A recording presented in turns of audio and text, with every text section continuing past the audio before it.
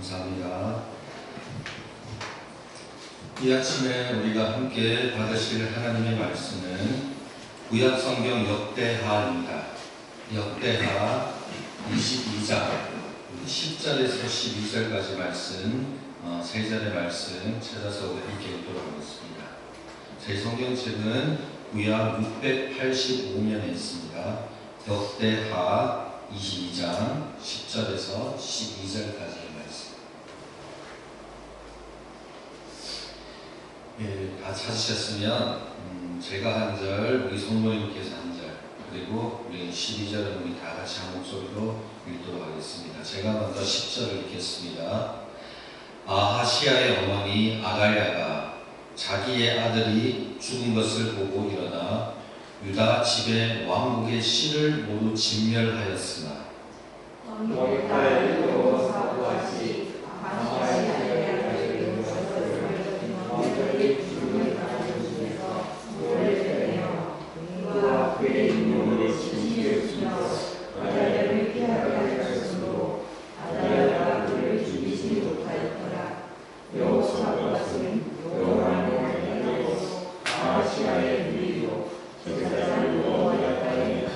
읽겠습니다. 요아스가 그들과 함께 하나님의 전에 6년을 숨어있는 동안에 아달랴가 나라를 다스렸더라. 아멘.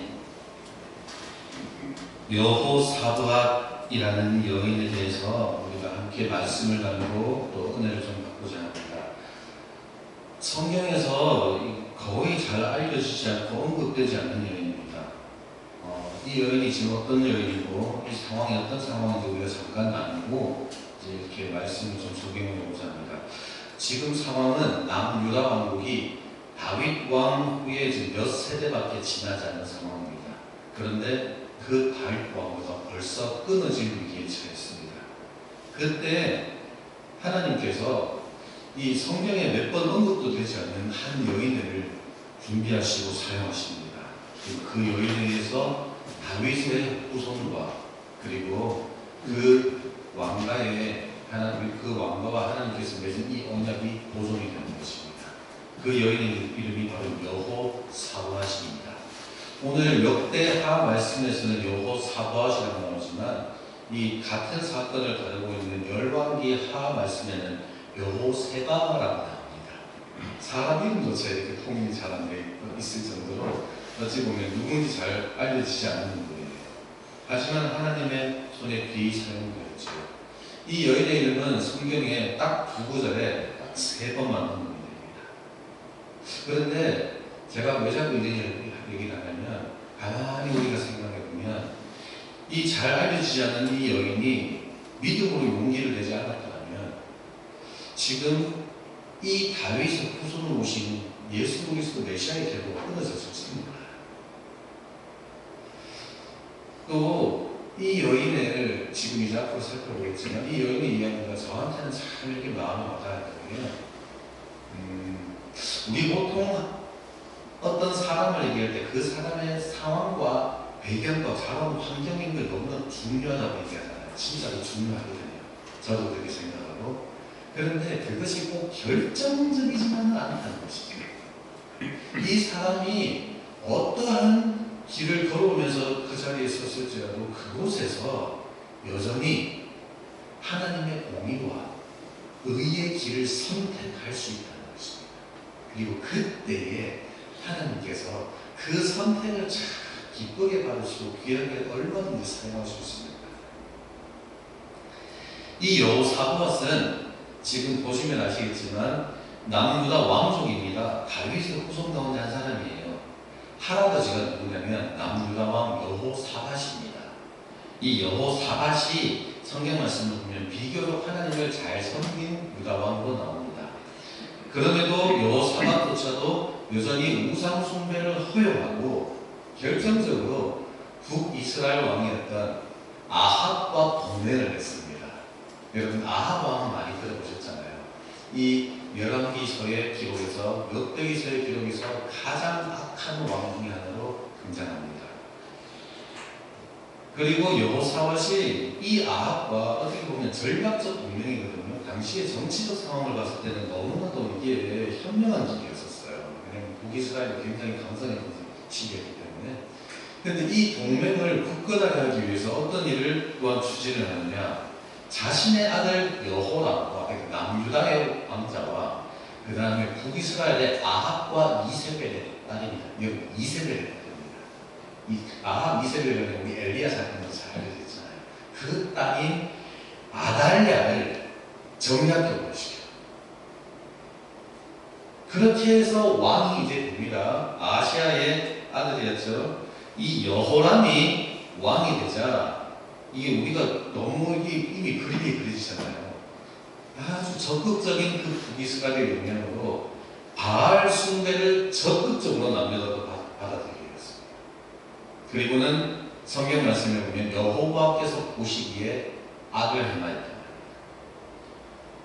이 여호람이 어떤 일을 저지르느냐, 자신의 왕권을 굳건하기 위해서 자신의 형제 6명을 모두 살해합니다.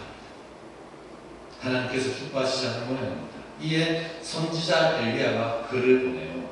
그리고는 여호람이 그 여호람 자신보다 선한 형제들을 다 죽여버렸다고 책망합니다. 그리고 이 사건에 대해서 하나님께서 이방 족속을 보내셔서는 이제 이 여호람의 아들들 가운데 한 명, 막내 아들 하나를 제외하고는 모두 다 납치해버리게 하십니다. 그리고 여호람 본인조차도 아무도 자신을 아끼는 자가 없이 쓸쓸하게 마지막을 맞았다고 되어 있습니다. 지금 벌써 이 왕가가 지금 흔들흔들하고 있는 상황이에요. 하지만 하나님께서는 다윗과 맺은 언약을 기억하시고는 하나님께서 다윗과 그의 후손을 멸하시기를 즐겨하지 아니하시겠다고 말씀을 주셨거든요. 그래서 지켜주셔요. 그래서 이 여호람의 아들들 가운데 막내 아들이 여호아스, 그리고 오늘 말씀에 보면 그 사람이 다른 이름으로 아하시아라고 하거든요. 이 한 사람만 남겨놓은 거예요. 어떤 상황인지 다시 정리해 드릴게요. 여호사밧이 있고, 여호사밧이 아합과 동맹을 했습니다. 그래서 그 아들 여호람과 아합과 이세벨의 딸 아달랴가 결혼을 하죠. 그런데 이 형제들 다 죽고요. 이 여호람의 아들들만 있는데 이 여호람의 아들들도 다 잡혀가고 지금 막내 아들 하나만 남은 아시아. 이 상황입니다. 그런데 이 아시아도 어머니가 누구예요? 아달랴잖아요. 아합과 이세벨의 딸인 아달랴가 어머니인 거예요. 그 영향 때문에 여호와께서 보시기에 악을 행하게 되었습니다. 지금 여호사밧이 누구냐? 지금 이 여호람의 딸이에요. 이 여호사밧의 손녀고 여호람의 딸이고, 그의 어머니가 친어머니가 아달랴는 아니라고 많은 성경학자들이 이야기해요. 하지만 어찌됐든 그 가정 환경 속에서 지금 자라난 거예요. 그리고 지금 자기 남동생 오빠들이 다 하게 됐는데 막내 하나 아시아 여호아스 이거 하나 남은 거죠. 지금 이렇게 바알을 섬기는 신앙이 너무나도 강하고 여호와 앞에서 거듭해서 대를 이어서 악을 행하고 있던 그 환경 가운데서 태어나고 자라났습니다. 그럼에도 여호사밧이 이 여인이 자신의 상황과 환경과도 다르게 하나님을 잘 섬기는 길을 선택한 것 같습니다. 지금 이런 해석을 왜 하게 되느냐? 지금 이후에 이어지는 여호사밧의 행적을 보면 유추가 가능해요. 지금 이 여호사밧의 모습을 제가 굳이 표현하자면 그 위기 가운데서 정말 더욱 빛난 믿음을 가진 사람인 것 같거든요. 지금 어떻게 이게 이제 그 다음 진행되느냐? 지금 아시아가 죽자 이 아시아의 어머니였던 아달랴가 자기가 직접 이제 이 남가를 통치하려고 생각을 했어요. 그리고는 남아있는 왕의 자손들을 모두 다 죽였어요. 여러분 진짜 이제 위기에 처했어요. 다윗의 씨가 진멸되는 거예요. 하나님께서 이때 이 여호사밧을 사용해서 어떻게 되냐면 이 여호사밧이 지금 남아있는 마지막 후손이었던 요아스를 이제 구원하는 일을 합니다. 지금 자 보십시오. 아달랴가 이제 왕이 되어버린 있는데 이 아달랴가 아합과 이세가 있다는 거죠. 이 아달랴의 영향으로 여호람과 그다음 아시아가 전부 다 바알을 섬기는 숭배를 지금 유다 가운데 막 가지고 들어왔고 지금 이 아달랴가 지금 남아있는 다윗의 씨를 거의 다 죽였어요. 당한 거예요. 그때 아달랴가 이제 왕이 돼서 통치를 했으니 이 남유다가 여호람, 아시아 계속해서 악을 행하고 바알 숭배를 하는 것이 이제 그 말을 기대었어요. 물결이 그쪽으로 확 가버리는 거예요. 바알에게 제사를 드린다. 여러분 성경에 거듭 나오는 장면들이고 특히 우리가 지금 민수기와 신명기를 지금 통독을 하잖아요. 거기에 보면 하나님께서 가나안 땅에 들어갔을 때에 그 땅 사람들에 하는 가증한 일들을 이방 신들을 섬기는 데 하지 말라고 하는 특별하게 탁 집어서 말씀하시는 그 장면들이 있어요. 그것이 그대로 바알 숭배에 이어지는 모습들이에요. 하나님께서 콕 집어서 그거 하지 말라고, 그 너무 가증한 행동이라고 하시는 그 행동을 행해야지만 바알 숭배가 이루어지고 지금 그게 남유다의 하나님 나라의 이루어지는 마음이라고. 지금 이 유다의 상황은 그 고작 몇 대 앞이거든요. 그 몇 세대 앞에 그 다윗로부터 솔로몬으로부터 주어진 그 하나님을 믿는 여호와의 신앙과 그 하나님의 언약을 붙잡고자 하는 이 가치와 그 다음에 불과 지금 두 세대 앞에 세 세대 앞에 들어왔던 한 여인으로 인해서 이렇게 들어왔던 이 바알을 믿는 이 신앙이 지금 그대로 충돌하고 있어요. 심지어 지금 하나님을 믿는 이 신앙이 이제 호도에 몰려버렸어요. 소수예요. 영향력이 없어요. 힘이 없어요. 그리고는 거의 이제 사라지기 일보 직전 그런 상황. 지금 아달랴가 자기가 왕이 되려고 그 남아있는 왕자들이 다 죽여버리는 그 상황에서 여호사밧이 남아있는 하나의 왕자, 이 아시아의 아들이 요아스죠. 자기의 조카예요. 몰래 구출합니다. 그리고 구출하는데 그치지 않고 6년 동안 이 아기를 숨기는데 남편이자 그의 제사장이었던 여호야다 그리고 성전에 섬겼던 그 제사장들과 이 요아스의 유모와 함께 이 아이를 어디에 숨깁니까? 성전에 숨기고요. 그 뒤에 얘기는 없지만 이게 역대기잖아요. 역대기라는 상황을 감안해 보면 이 아이를 믿음으로 양육한 것 같습니다. 이거는 자신의 목숨을 담보로 한 모험이에요. 왕가의 이름이잖아요. 그 아달랴를 항상 지켜보았어요. 침묵일지 계몽일지 정확히 모르겠지만 자신의 어머니를 계속해서 지금 6년 동안 이렇게 마주하는 상황에서 그 상황에서 몰래 지금 아이를 숨기고 키웁니다. 그리고 이 가치들이 끊임없이 매일의 삶에서 이 여호사밧 세계 안에서 충돌하고 있었어요. 그 사람의 삶에서. 그때 하나님의 공의와 하나님의 선을 지금 그 의로움을 지키려고 선택을 하는 거예요. 그리고는 이것은 제가 생각할 때는 다윗의 후손을 통해서 성취를 해가 주어진 그 언약을 기억하고 기대하는 이 믿음이 아니고서는 이 영광을 발휘할 수 없는 것 같습니다. 이렇게 볼 수 있는 근거 첫 번째가 제가 봤을 때 이 여호사밧이 누구랑 결혼했습니까? 대제사장 여호야다와 결혼했다는 사실이에요. 여러분 바로 앞에 구절에 바로 앞에 내용이에요. 비교적 하나님을 잘 섬기던 그 여호사밧의 할아버지 여호사밧조차도 현실적인 그 이익을 위해서 아합 왕의 가문과 이 혼인을 하고 있었어요. 그죠? 정략적으로는 추천해서. 하지만 반대로 이 여호사밧이라는 이유는 바알을 섬기는 지방에서 자라고 그 환경 가운데 놓였음에도 불구하고 여호와 하나님을 섬기는 대제사장과 결혼을 하는 거예요. 뒤이은 행정을 보면 이 대제사장이라는 타이틀만 있을지라도 이 사람이 믿음이 없을 수도 있지 않습니까? 하지만 이 뒤이은 행적까지 살펴보면 이 대제사장 여호야다가 아주 경건한 사람이었음을 우리가 알 수 있습니다. 이를 볼 때 여호사밧의 이 혼인은 지금 그 사람의 신앙과 정말 밀접한 관계가 있다는 것을 우리가 충분히 생각할 수 있어요. 그리고 왕자 요아스를 몰래 이렇게 빼내어서 숨긴 장소가 다른 것이 성전입니다. 이 성전을 중심으로 지금 이 사람의 행적이 기록되어 있는 거죠. 역대기잖아요. 제가 지난주에 말씀드렸죠. 역대기의 가장 주기에 중심되는 것은 바로 성전과 언약이에요. 그것 중심으로 기록이 이루어지는 거예요. 중요한 사건은 올라가죠. 그렇다는 것은 이 여호사밧이 이 성전을 중심으로 이 사람이 이 존재 자체가 딱 이렇게 규정이 되는 거죠.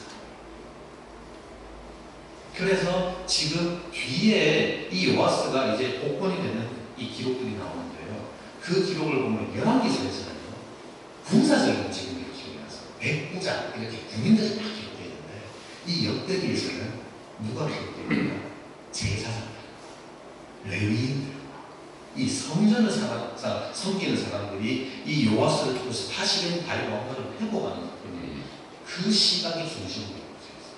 그걸 통해 봤을 때 여호사밧이 이렇게 여기에 소개가 되어 있다는 것은 이 사람이 분명히 하나님의 그 언약을 중요하게 생각하면서 성전 중심으로 그 언약을 지켜나가고 했었던 사람인 걸 알 수 있습니다.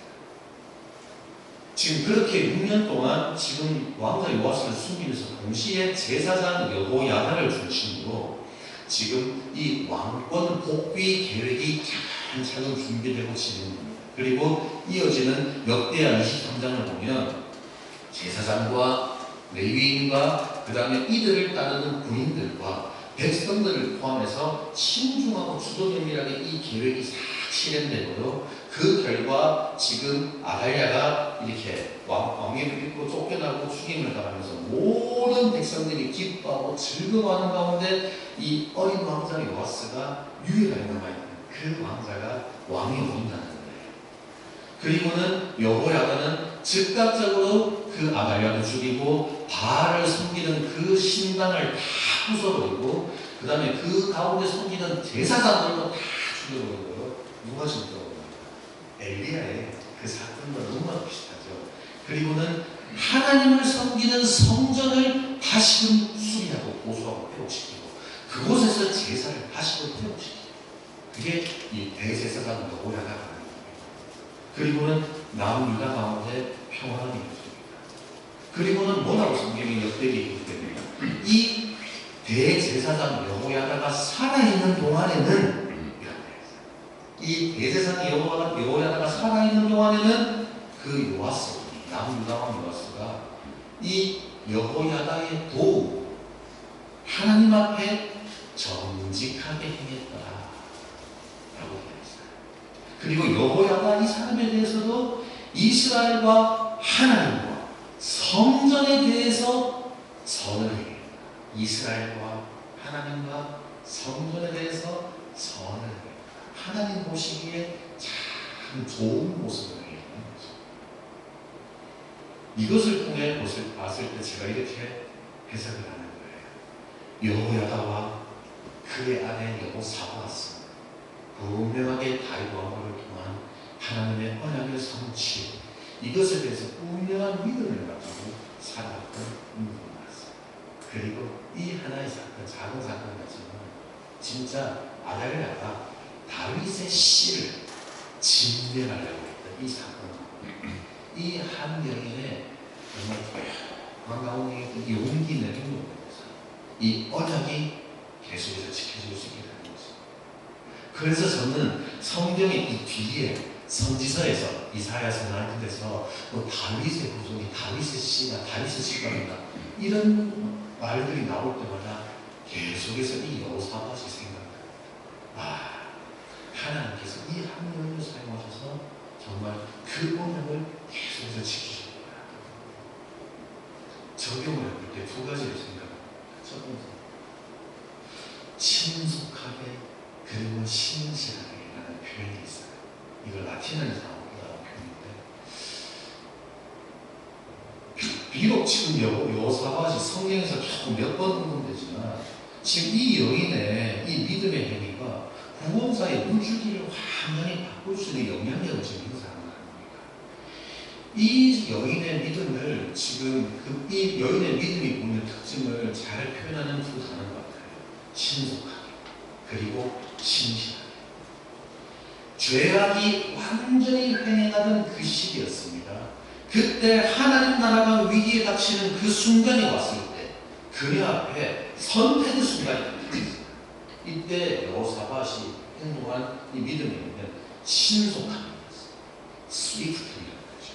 그 순간에 정말 신속하게 어느 것이 옳으냐 판단하고 선택하고 그것을 택하고 그 길을 행했어요. 여러분, 이것이 무엇이냐면 항상 언제나 마음의 준비가 되어 있어야 돼요.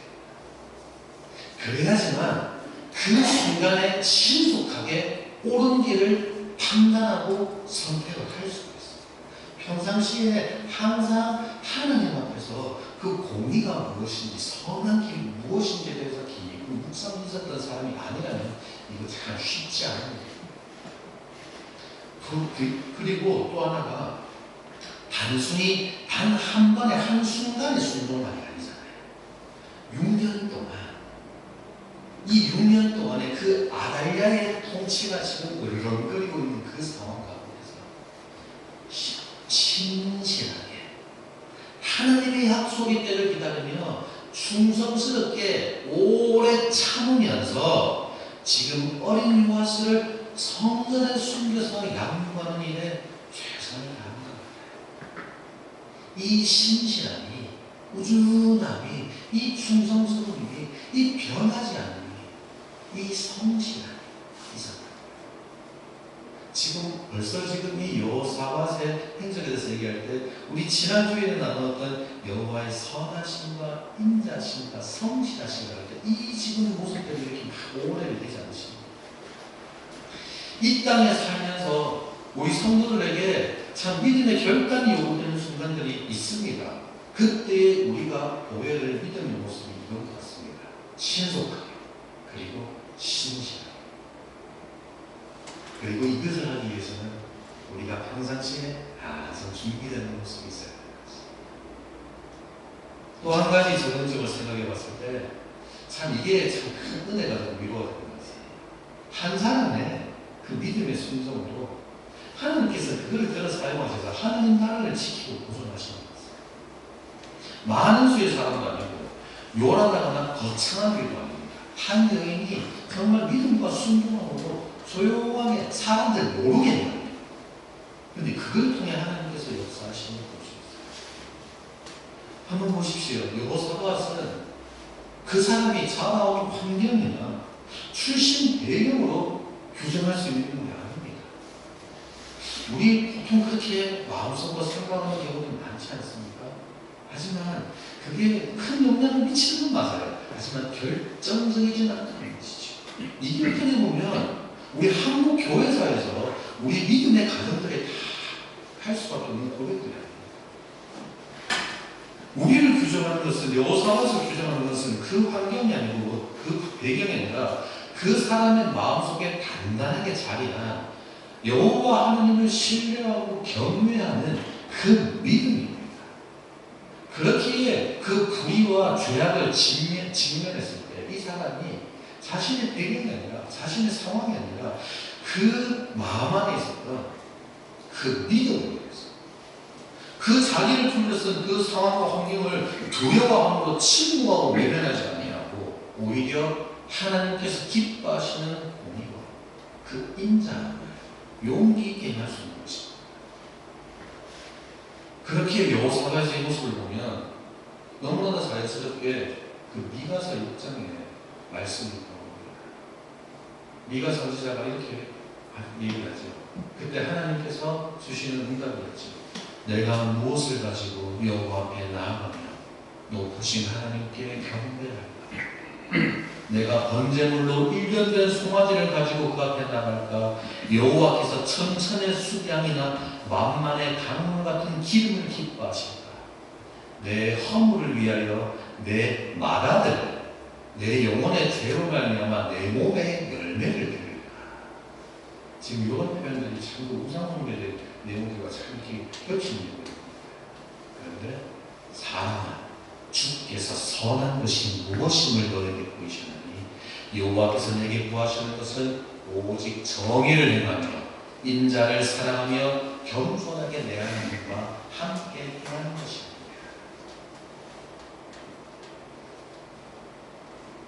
여호사밧의 모습이 참 떠오르는 구절입니다. 때때로 하나님의 공의를 행하는 것은 한 어린 아기를 위험에서 건져내는 것으로 이루어질 수도 있습니다.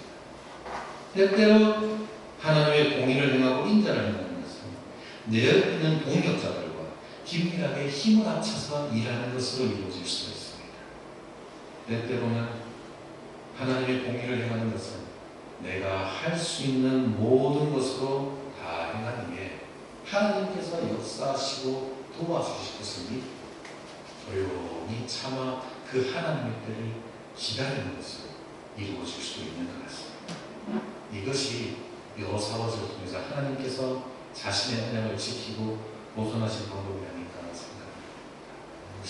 이 시간 다시 찬송가 545장을 보고 우리가 이 말씀을 묵상하고 또한 찬양의 가사를 이 고백을 우리 마음에 담으면서 우리가 더 기도 제목을 삼을 수 있습니다.